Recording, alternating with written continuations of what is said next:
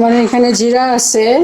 আল্লাহ পাকের রহমতে রোজার ঈদ কাটিয়ে এখন আমরা আল্লাহ রহমতে আবার কুরবানি ঈদ এসে পড়লো। এই কুরবানি ঈদের জন্য আমি কিছু মশলা রেডি করতেছি। আমি এখন রেডি করব জিরা। জিরাটাকে আমি প্রথমে বেছে নিচ্ছি, এরপর ভিজিয়ে রাখছিলাম কতক্ষণ বালু ছেড়ে যাওয়ার জন্য। তারপরে সেখান থেকে উঠিয়ে ধুয়ে ঝুড়িতে নিয়ে পানি ছেঁকে শুকনো খোলায় দিয়ে আমি জিরের পানিটা একটু সরিয়ে নিয়েছি। তা না হলে যদি ঠিক মতো না লাগে তাহলে আমার জিরাটা গন্ধ হয়ে যাবে, পানিটা শুকাবে না। এই জন্য আমি চুলায় দিয়ে একটু পানিটা শুকিয়ে এখন আমি এটা রোদ্রে দিয়ে দিব। যে আমি রোদ্রে দিয়ে দিচ্ছি জিরাগুলা। আমি 3টা প্লেটে নিয়েছি, একটু পাতলা করে দিয়েছি যাতে খুব দ্রুত শুকিয়ে যায়। এখন রোদ্রের থেকে শুকিয়ে নিয়ে আসলাম। এখন আমি একটু শুকনো খোলায় টালবো জিরাটা, শুকনো খোলায় টেলে তারপরে ব্লেন্ডার দিয়ে গুঁড়া করে নিব। আমি এখন জিরাটা টেলে নিব।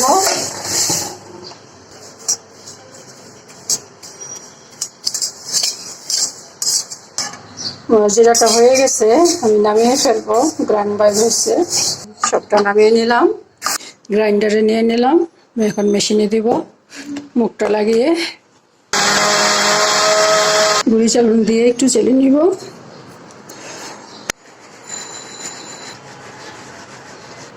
যে দেখুন আমি এখানে এটা শুকনো বয়মে ভরে রেখে দিব। এটা আমি আবার দিব।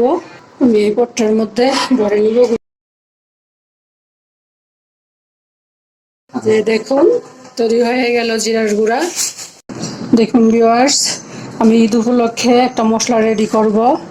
আমি এখানে সব রকমের মশলা নিচ্ছি। এটা হলো স্টার অনিয়ন, আছে লবঙ্গ, আছে জয়ত্রী, বড় কালো এলাচ, আছে যে ছোট এলাচ, আছে গোলমরিচ।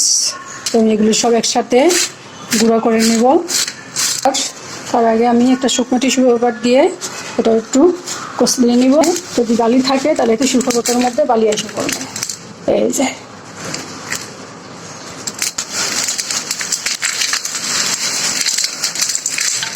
টিস্যু পেপার দিয়ে মুছে নিলাম। এখন আমি এটা একটু ঝেড়ে নিব।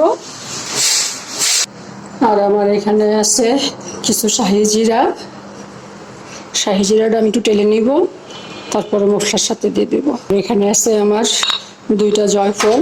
এই যে জয়ফলটা আমি একটু থেতলে নিচ্ছি, এটাও থেতলে নিব, তারপরে একসাথে দিয়ে দিব। তাই নাহলে ব্লেন্ডারের ব্লেড কেটে যেতে পারে, এটা শক্ত অনেক। এখন আমি দিয়ে দিব ব্লেন্ডারের জগটা।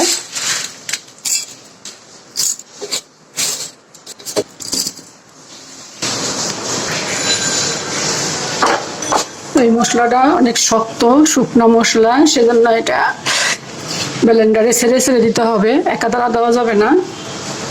10 সেকেন্ড করবো, আবার 10 সেকেন্ড আমি অফ রাখবো, তা নাহলে ব্লেন্ডার নষ্ট হয়ে যাবে, এটা অনেক শক্ত।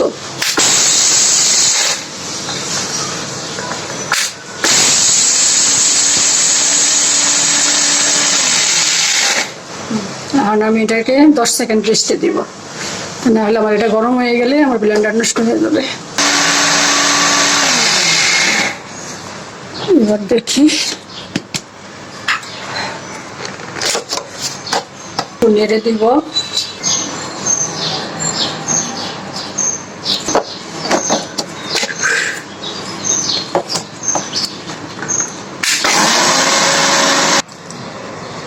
যে আমি গুঁড়া করে নিয়ে আসলাম,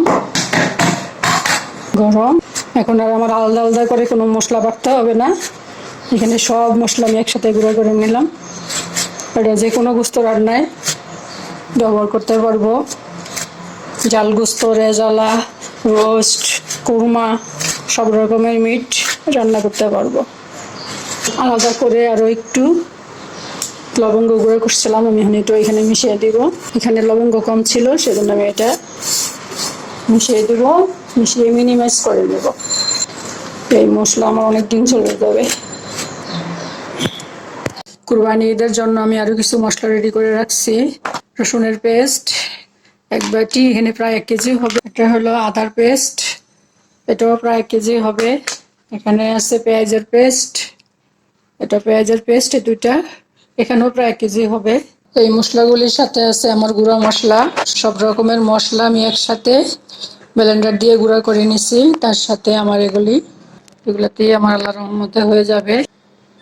সবাই ভালো থাকবেন, সুস্থ থাকবেন। আল্লাহ হাফেজ।